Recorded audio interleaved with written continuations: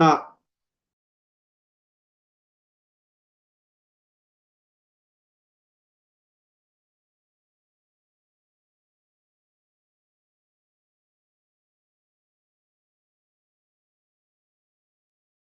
Good evening, all.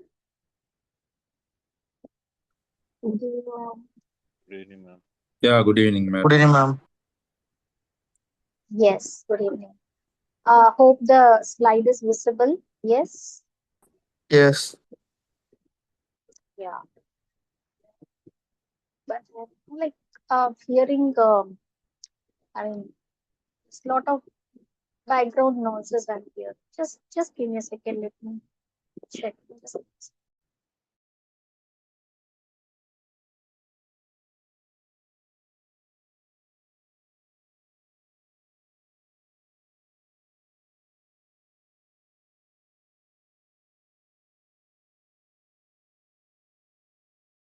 Okay.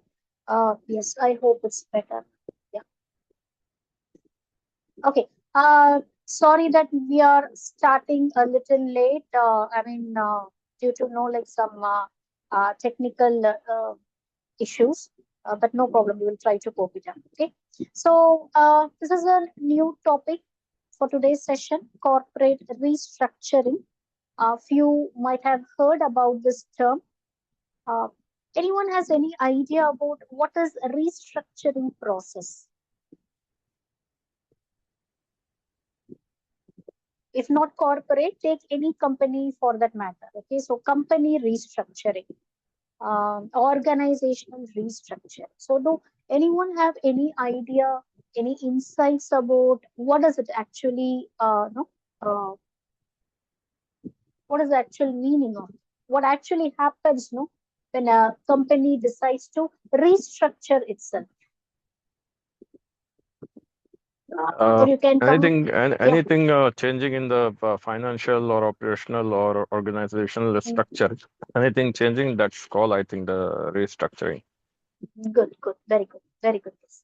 And so why companies has to restructure themselves? Even the winning companies, why they have to restructure? maybe more profit or any another new products like that.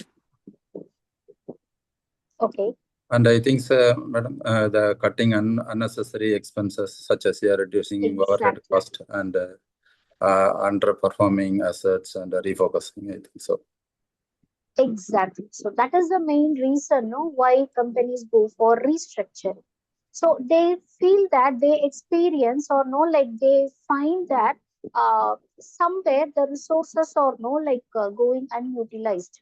Okay, or the resource optimization is happening, and or sometimes no, more resources, overstocking, it's happening in the company.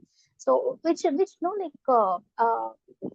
which involves no, incurs high cost actually, and it's not successful as well.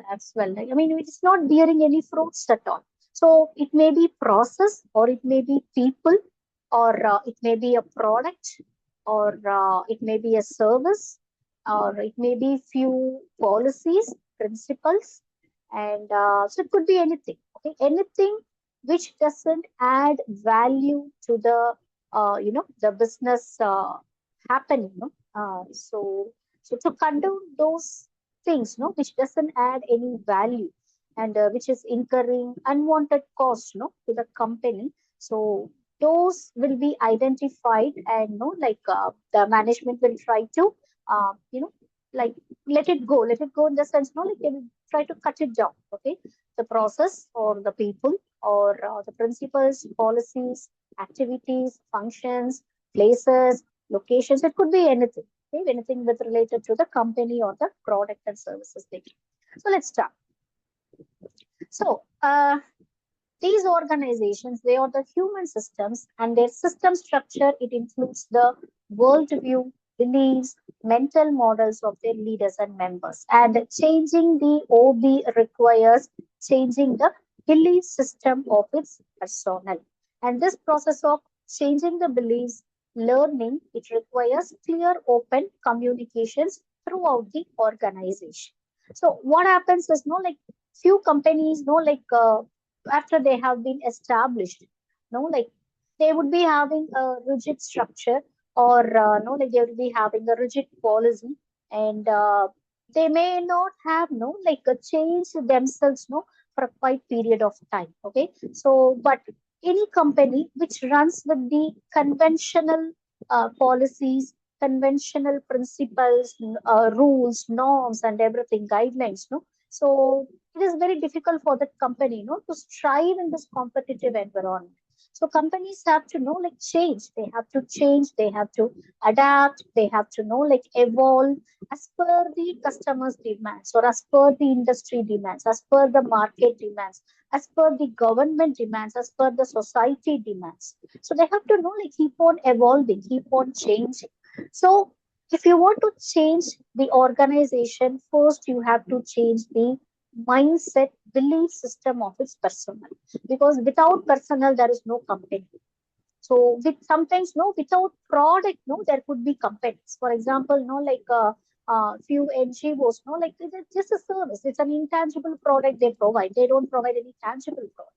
But without people, there is no company at all. People has to be there. Personnel has to be there. So change the belief system, change the conventional beliefs, which those personnel have in an organization. So by changing that totally, the organizational environment, the culture and everything could be changed, which matches the industry expectations, which matches the consumer expectation, which matches the society, the government, and stakeholders expectation.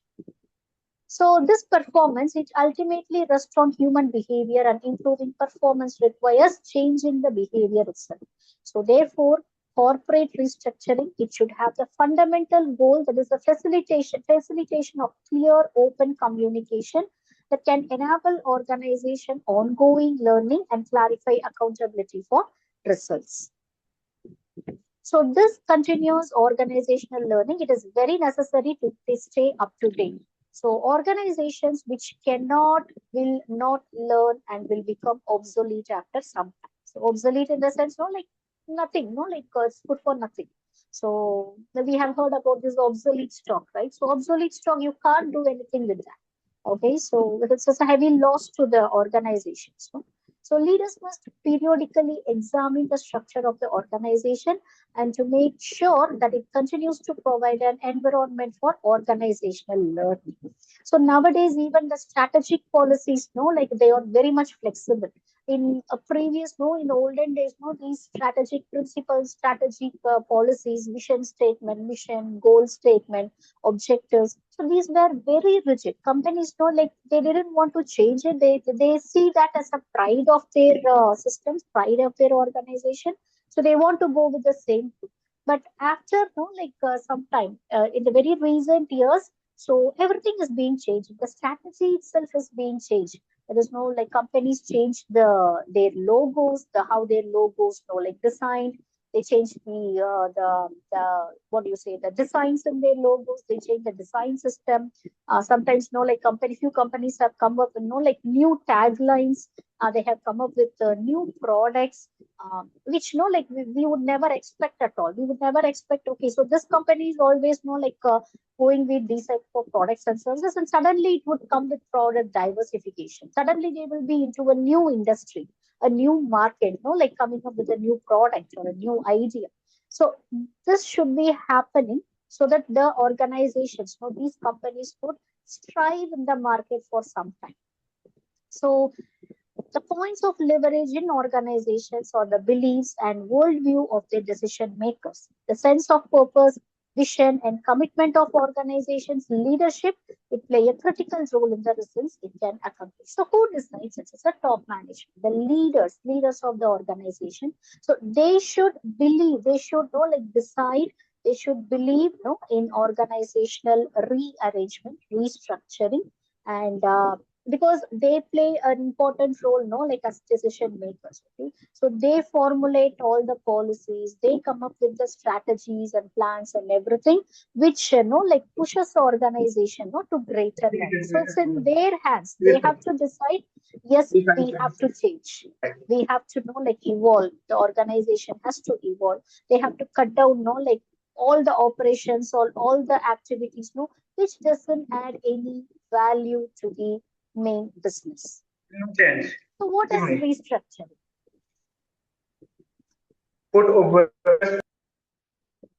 Okay. So what is restructuring? It's a process through which an organization radically changes the contractual relationships that exist among its creditors, shareholders, employees, and other stakeholders. So it's not like the contractual relationship. So you would have read about organizations. They have completely changed the management. The top management itself has been completely restructured. And in few organizations, few departments were restructured. Few organizations, few functions, activities, the processes, the operations are restructured. For example, implementing technology is the restructuring process. So all these time the organizations would be dealing with documentation and the process, everything in physical or in a word pad kind of a thing.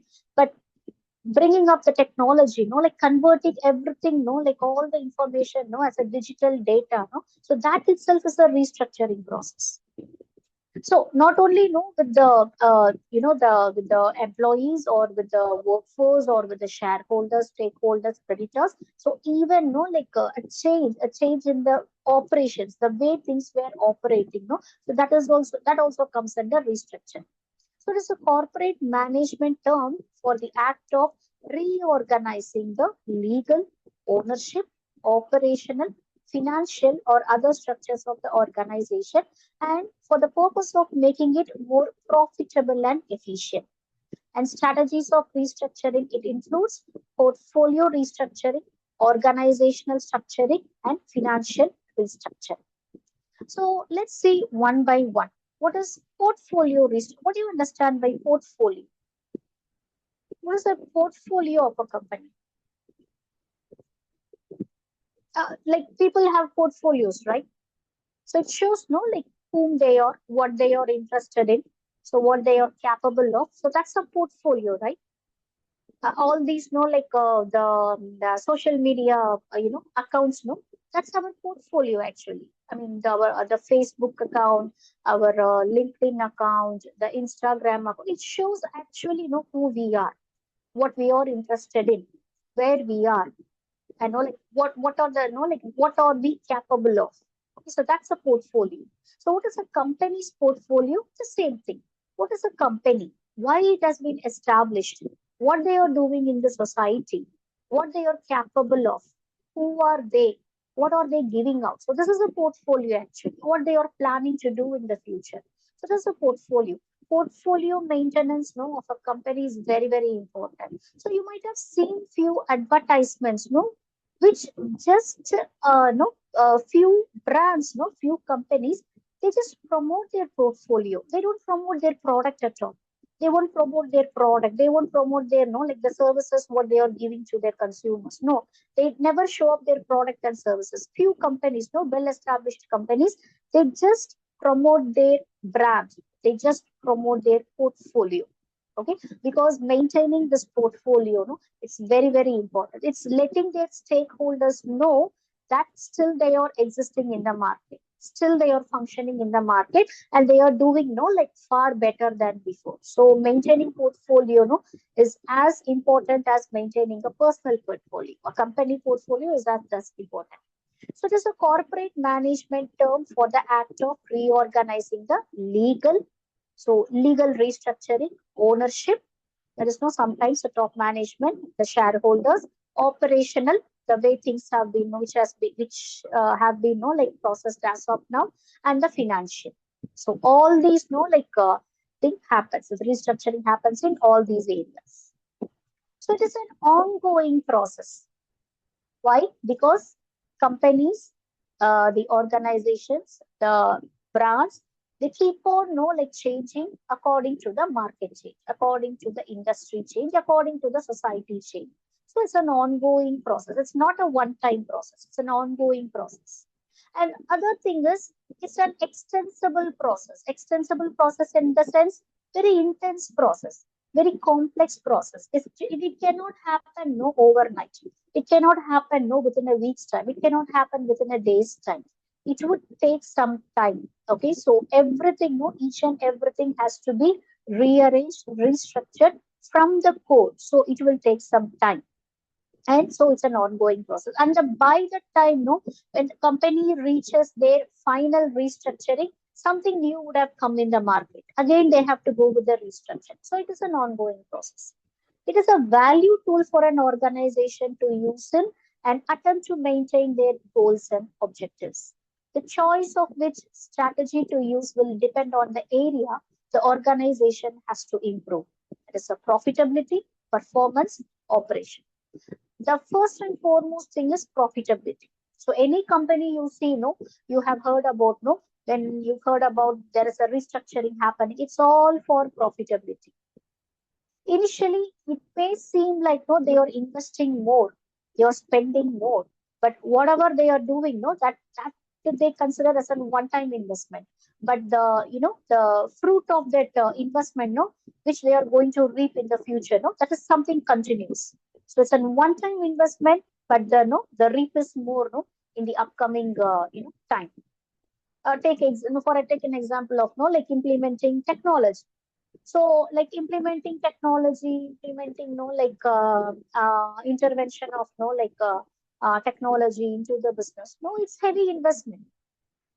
Like no, like implementing CRM, okay, CRM or implementing SAP, SAP, or implementing ERP. No, like all these making use of these technologies. No, of course, it is an expensive process, an extensive process also, but it's a one-time investment. Okay, so even though the companies sometimes in the restructuring process, even though these companies may seem like no, instead of no, like cost cutting activities, they are investing more, they are no, like spending more money, because it means no, the money whatever they are going to spend, it's going to no, like come back to them in multiples, no, in the nearby future.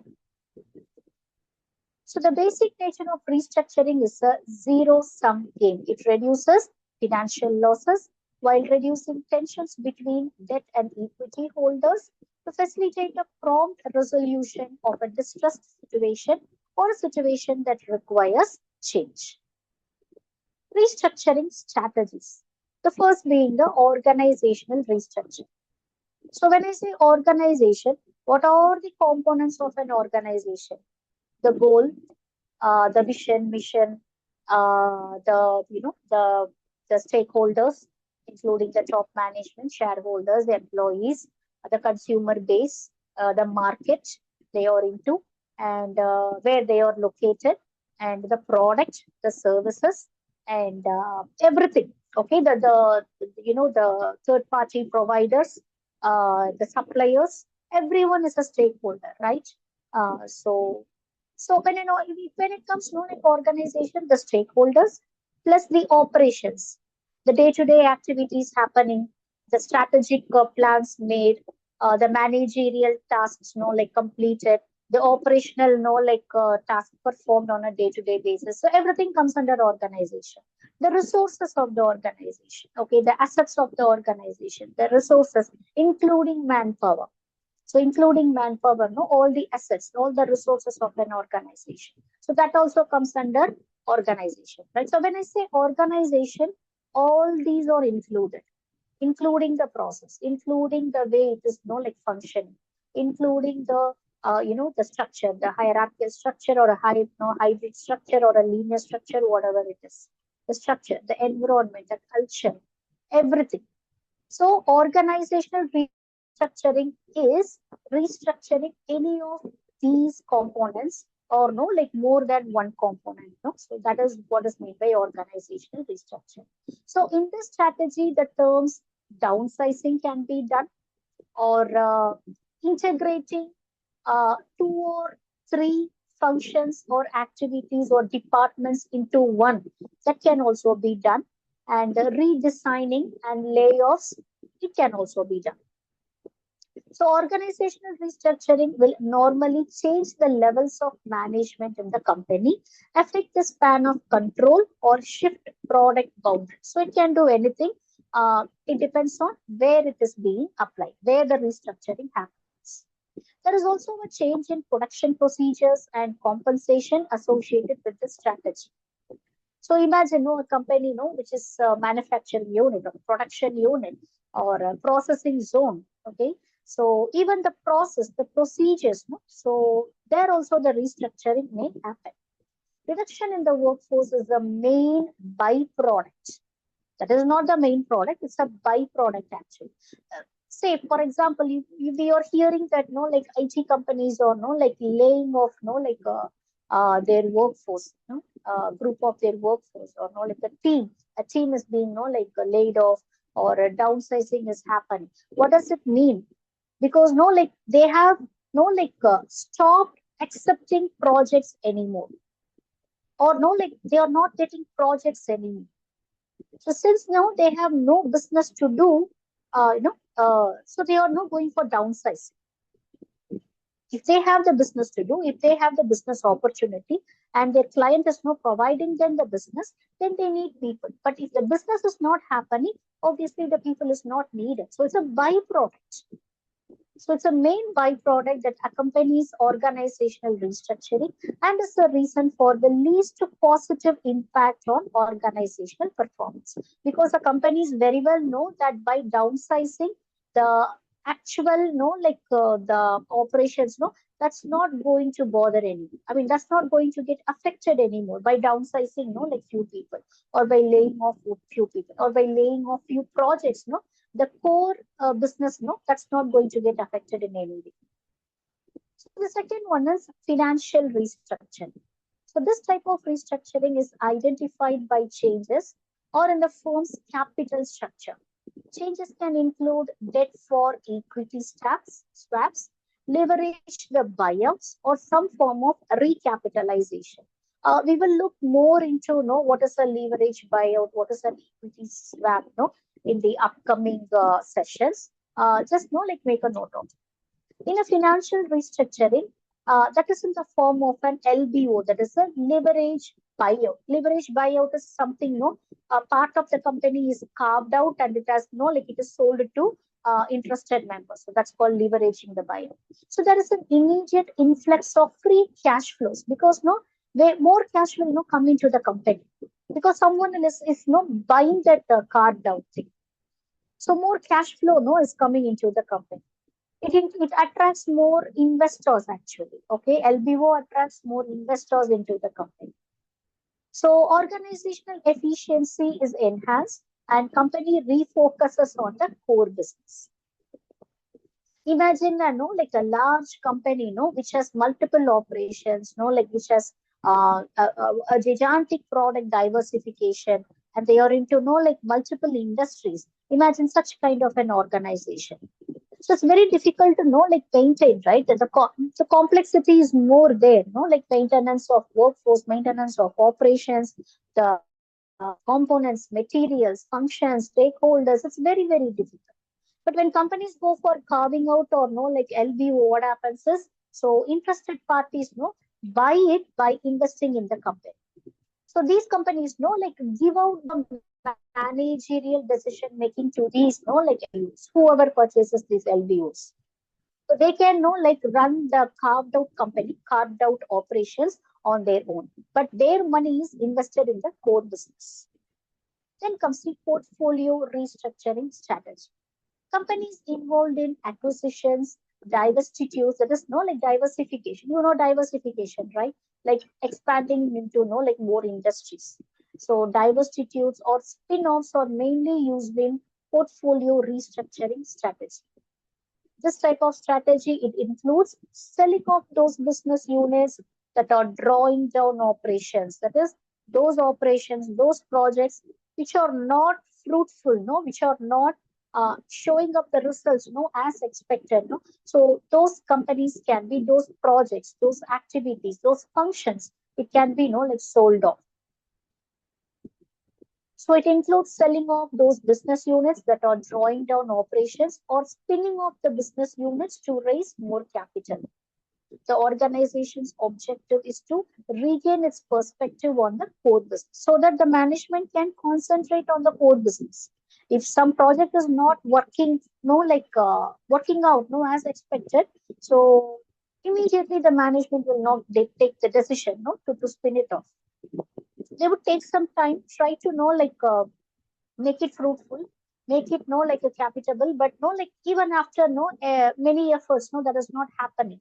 So then they have no other choice, to carve it out or go for LBO or let's spin it out, so that they can concentrate on the core business. So portfolio restructuring has the best results when the firm uses the spin-off strategy and count on subsequent mergers rather than the sell-offs. So selling off is different. Selling off is the completely you're selling off the part of the business to an external party. So that is gone out of the hand. Okay, so completely the decision making on that particular project or operations, that is completely gone when selling off is happening. But merger or spin off, that's something different. So there the capital is increased because the interested parties invest in it. They run that particular project, but they are integral part of the core business. So reasons for restructuring. As you said, why restructuring happens. Yeah, the company wants to upgrade themselves. They want to diversify. They want to cut down the cost, which is happening. Unwanted cost happening in many operations or departments or products or functions or services, which is not true. Other than that, there are many other reasons as well. For example, a company, which is established for a very long time, they want to show that they are still young. They are still young. They are still vibrant. Okay, so you might have seen few companies, they would be completely restructuring the employees, the people, who the workforce, completely restructuring their workforce. They will be taking youngsters, into their organization, and with the experienced employees, they will try to either transfer or transfer them to different project or different team. And for core businesses, they will recruit many youngsters because they need young blood into the company. They need many innovative brains into their company. They need them. That is also a restructuring process. No, so the companies, few companies, they want to show their stakeholders that they are working with young, vibrant, innovative people. And other reason could be if the top management is taken over by the younger generation. Say that as of now the management was run by grandfather or father or grandmother, whoever it is. It was run by the older generation, but now the newer generation, the young generation has taken over the top management, taken over the company. So they won't know everything to be something new. So then restructuring happens. And to cut down the cost, they could integrate few things, few functions, few operations. For example, there would be sales department, separately they'll be functioning, and marketing department will be functioning individually. Uh, more people more workforce will be working in sales department and marketing department. And for downsizing, to cut down the cost, now the company decides, okay, let's integrate sales and marketing department into one. Instead of two different managers, let's have only one manager. Instead of these many workforce, let's have the limited workforce. So they integrate two departments together. Instead of sales department and marketing department, now it is a sales and marketing department with just one manager, sales and marketing manager, and with few subordinates. Yeah, cost cut down has happened. Okay, so any of these reasons would be the the reason for restructuring process. So let's see, to address poor financial performance. Yeah. So the company is like continuously showing a poor financial performance. So they are identifying where and all the leakage is happening, where and all like unwanted cost spending is happening. So they are cutting down that thing. Declining or stagnating sales, accounting losses, or falling stock price are usually the warning signs. In extreme cases, such poor performance may cause the company to default on its debt, resulting in bankruptcy. Next is to support the new corporate strategy, that is to take advantage of a business opportunity. So, in an equity spin-off, for example, a diversified firm's business, it is split apart into independent entities. It's like branches. It doesn't know it is not a selling out thing. It is a branch of the one single brand. Okay, so branches of one single brand. All these branches, they are the equity spin-offs. So they will have their own management happening, and no more investors will be coming. So more capital will be coming, and it could be easily manageable. So it is independent entities, each with its own common stock. In this case, a sign that restructuring may be necessary when the stock market is valuing the entire company for less than what its separate businesses would be valued for if they were separate. So independently traded companies, that is no separate and independently traded companies. So restructuring is required to correct a large error in how the company is valued in the capital market. So instead of one single venture, one single company, okay, so if they had more spin-outs, spin-offs, and more independent entities under one tree, different branches of one tree, one single brand, then it has more value in the industry. The third reason, to correct a large error in how the company is valued in the capital market. So in large diversified companies that operate in many different businesses, even if the businesses may be well run, investors may place too low a value on the overall portfolio. Restructuring tools like tracking stock, stock buybacks, or leverage buyouts can be used to reduce this kind of value gap. That is, the company is forgotten. The product may be the company's product may be still may be used, still may be selling. That is different. But the company, the brand itself is being forgotten. Stakeholders or the people, consumers, the market has forgot the brand actually. So in this case, what will happen is sometimes the interested investors they may place a very too low value on that portfolio thing, because it's outdated. The company is outdated. The product may still be selling in the market. Still, the company would be having market share, and they will be having consumers. Consumers may be continuously buying, but the brand has become very old. The company has become very old. Okay, so in that case also restructuring may happen. Okay, so what are the symptoms for restructuring? The market perception about the organization is deteriorating. Then companies go for restructuring. The company has difficulties in paying or is unable to pay off its debts. So to cut down the cost, they go for restructuring. Sales are declining, stock prices falling, they go for restructuring. New skills and capabilities are required to meet operational requirements. Yes.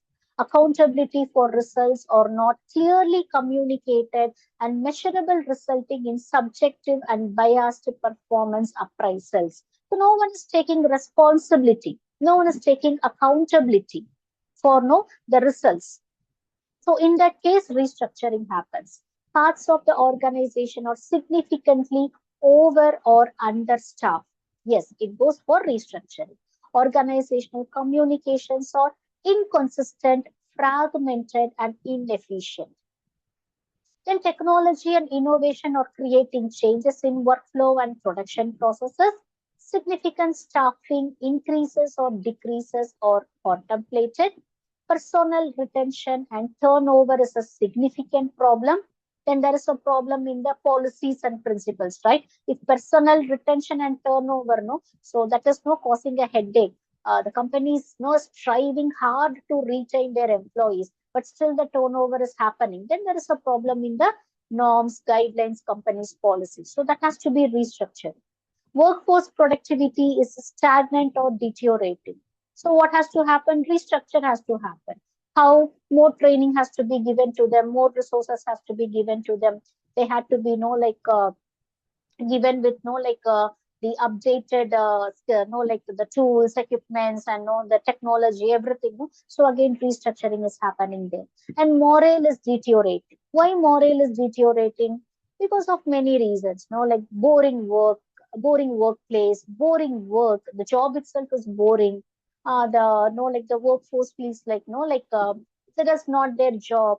They are not ready to take the responsibility. They are ready to enjoy the role. They are ready to enjoy the the compensation paid by the benefits they are getting from the organization. But no, they are not ready to take the responsibility which comes along with that role. So morale is deteriorating. So there also restructuring can happen.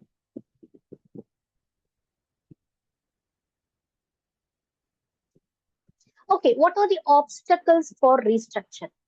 So the management decides, okay, let's go for restructuring. Like now it's the time. If you're missing this time, then no, the company is going to go down. So no, yeah, let's go for restructuring. But no, many obstacles the company may face. So what are the obstacles? So denial of acknowledging the problems. They still believe no, they can work it out. Instead of restructuring, the company, the management, or the workers, the stakeholders, they believe no, still no, they can work it out. They can clear off all the problems. They can clear off all the restrictions. They can clear off all the issues and this thing, and still they can make it function, make it happen. So denial of acknowledging the problem. Okay. So organizations have tended to restructure only reactively in response to pressure, and action has become unavoidable. So it is not taken as a proactive step. It was also always a reactive step. Reactive step in the sense, no, they think of restructuring only after the problem has occurred. Instead, no, they are not going for proactive restructuring. Proactive restructuring is they speculate the problem is going to happen in the future. So now they take the restructuring effect so that that problem which is going to happen in the future is avoided. So proactive restructuring is not happening, only reactive restructure happens. So when suddenly the workforce is introduced to a reactive restructuring, they oppose. They don't accept it. Saving the jobs, observed mostly in governmental organizations characterized by lifetime employment and seniority based promotion employment security. Saving jobs, even at the expense of shareholder interest, continues to sway executive decision making. So, in mostly government organizations, to save their jobs, they oppose the restructuring thing. So we see almost every bank, we even see online banks have come, digital banks are existing. Okay, and in 2000s, when the banking sector, Indian banking sector, RBI decided to go for digital documentation. Okay, go for digital way of bank transactions and everything. Many of the senior personnel from different banks all over India opposed that thing because they were comfort with physical documentation. They were comfort with issuing transacting the checks, challans, and everything. They were comfortable with that. They don't want to come out of their comfort zone because they don't want to adapt to the changing environment.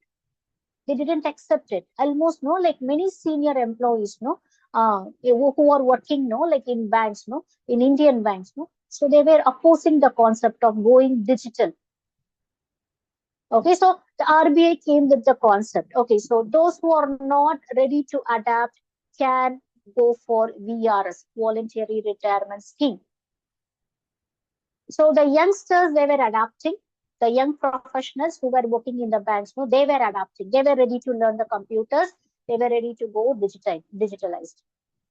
And no, like the middle-aged people, no, like between no, like 30, 35 to no 45, no, till 50. So they were ready to adapt, though they were scared to learn a new concept, no, which is the computers, no. Though they were scared, but they were ready to adapt because no, like the job is important for them. The government job, no, like banking job, no, is important for them.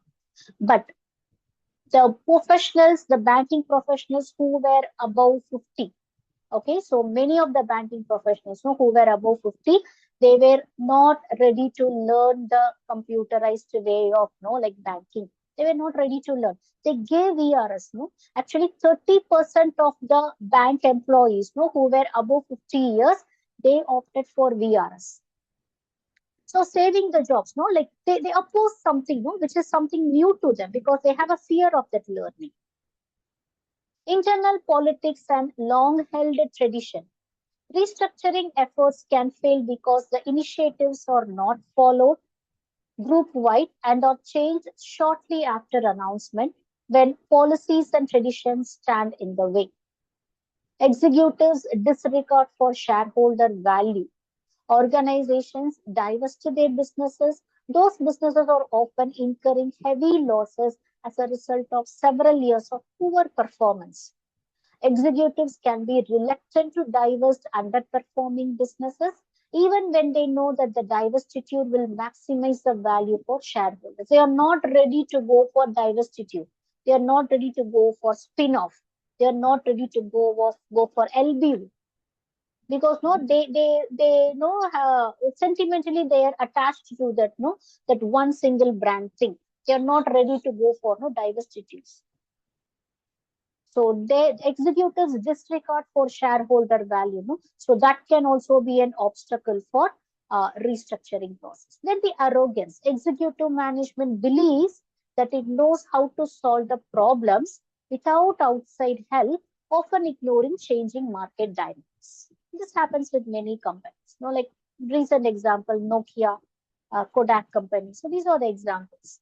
They know how to solve the problem. No, they are not ready to change, but they still know how to solve the problem. Then they go bankrupt.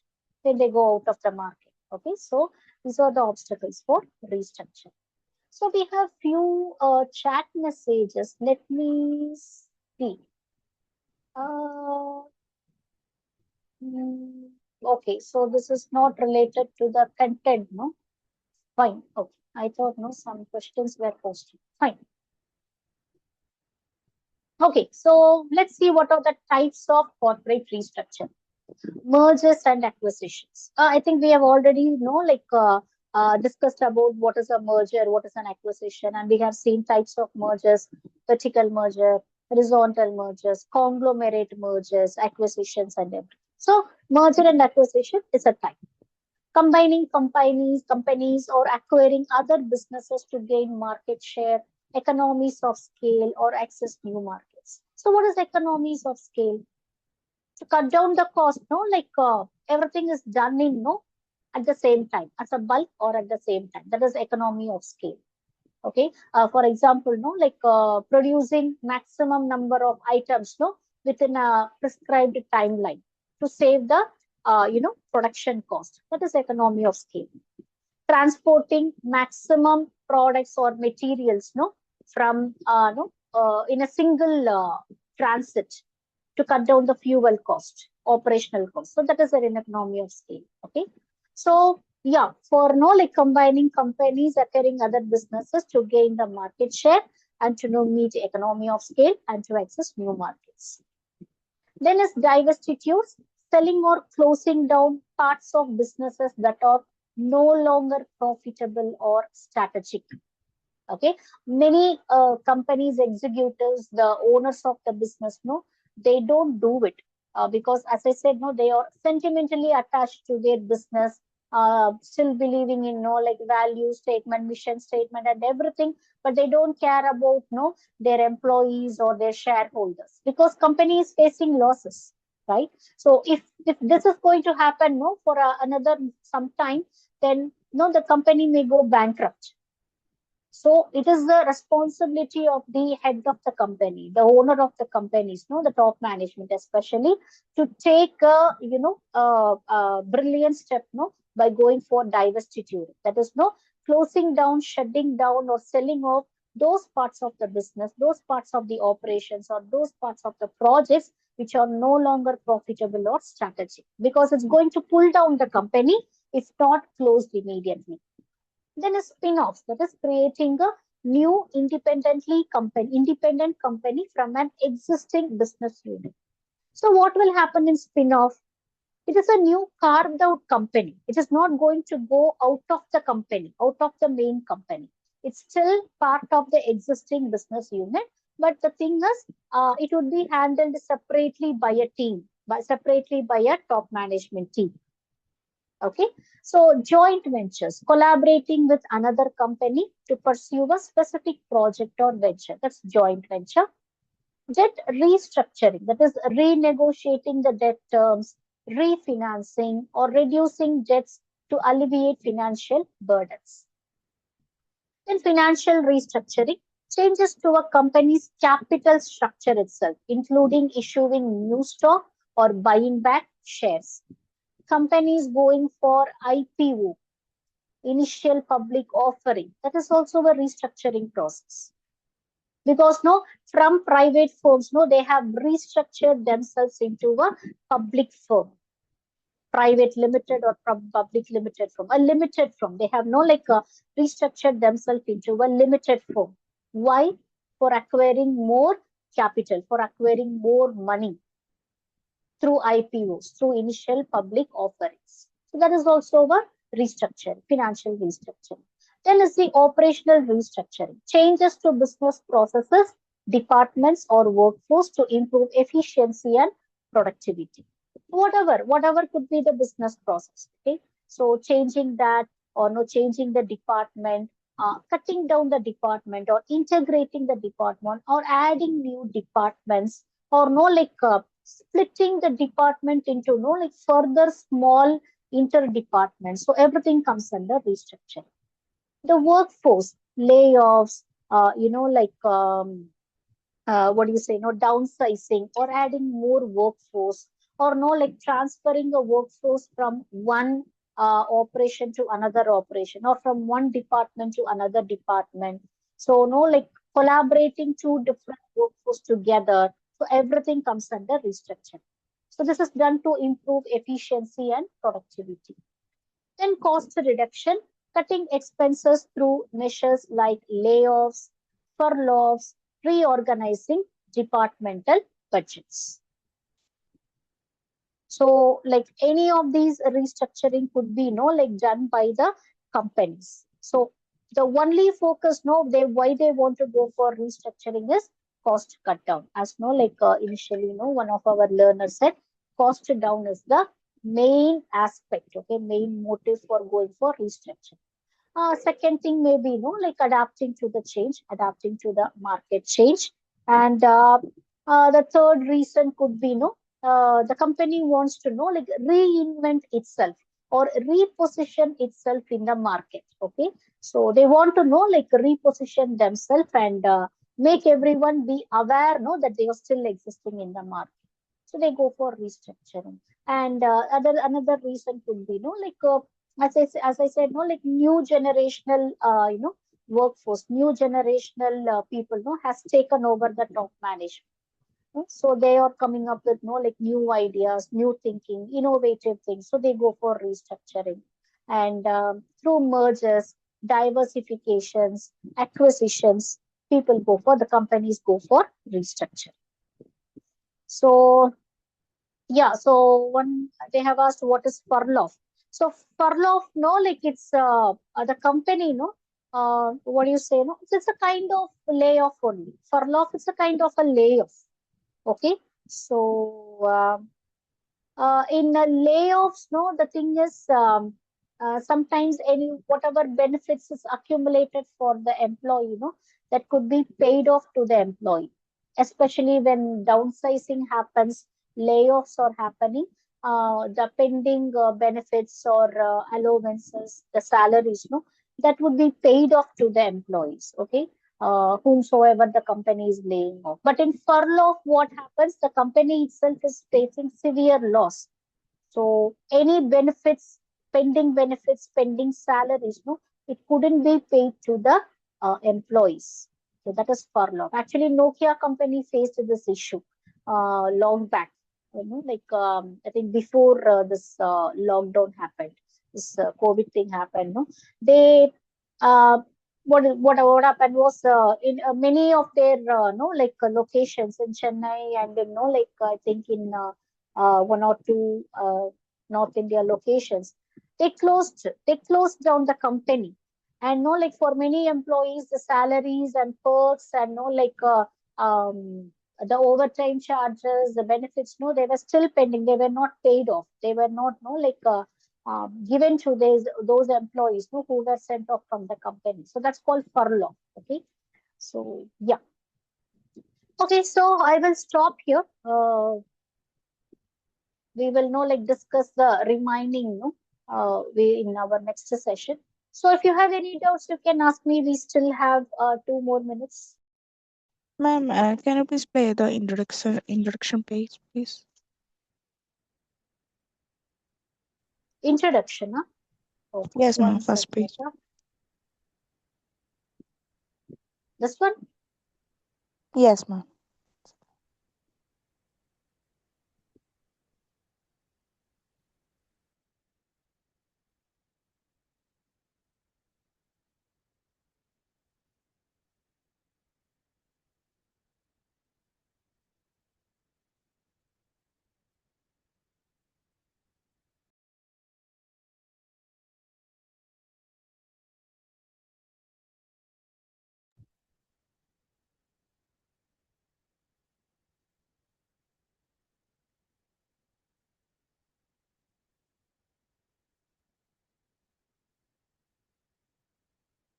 Mom, can you repeat obstacle of restructuring? Obstacles, no, like see, when the company decides to go for restructuring, it would be facing no obstacles. First thing, obstacles no will be faced when the company suddenly decides for restructuring, because it only reacts after the issue has happened. It is not a proactive, a thing happening. But if the company goes for proactive restructuring, through proper communication, every stakeholder would be informed about the benefits of restructuring. But this doesn't apply to downsizing. Okay, this doesn't apply to layoffs. But if it's a proactive restructuring, every stakeholder would be informed in advance about the restructuring which is going to happen, how it is going to happen, when it is going to start, when it will end, what is the process, who will be involved in the process, so what and all changes we can expect, what are the benefits of it. So everything will be communicated in advance to all the stakeholders. But imagine, no, overnight your company suddenly, no, like come up with few changes. How can you accept it, right? Because no, as of now we have followed something, no, which is no, and you are no adaptable to that. You have adapted yourself to all these things, no, as of now. And your company wants to know like suddenly change one or two of these aspects from tomorrow onwards, effective from tomorrow morning or effective from next week. So it's difficult for any employee, to immediately accept it. So obstacles, it can come from the stakeholders, or it can come from the society. It can come from the shareholders. It can come from especially from the employees. The main obstacle, is especially from the employees only. Because they can't accept the sudden change when it is an reactive restructuring. But in proactive restructuring, it is possible. Say for example, your company wants to upgrade itself, as an AI integrated operational company. Okay, so your company has decided to make use of the AI technology or thing. So this is a reactive restructuring. So your company wants to upgrade itself, upskill itself. Okay, so what will happen? This will be communicated to everyone. Proper training will be provided to you. They will be providing the resources. They will provide you enough timeline to learn the AI technologies. So it's a reactive post restructuring. So you accept it.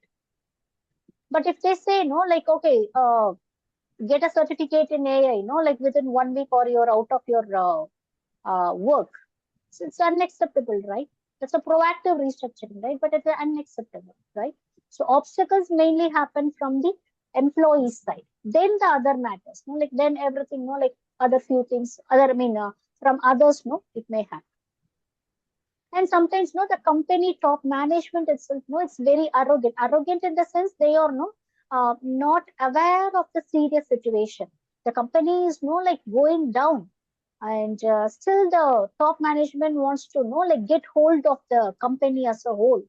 No, that is not possible. They have to let go of those operations or let go of those projects, which is not earning profits. But because of reputation, or because of sentiments, whatever it is, if the top management still wants to hold up those projects, or hold up those people, or hold up those operations, which they which they feel that it's the company's pride, that's not going to work.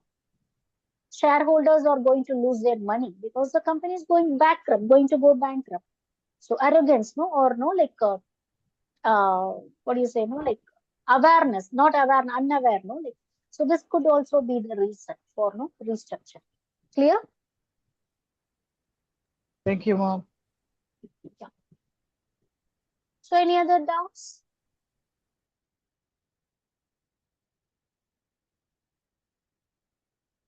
Okay, madam. Thank you.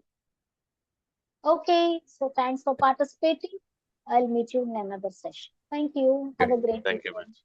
Thank you, ma'am. Thank you.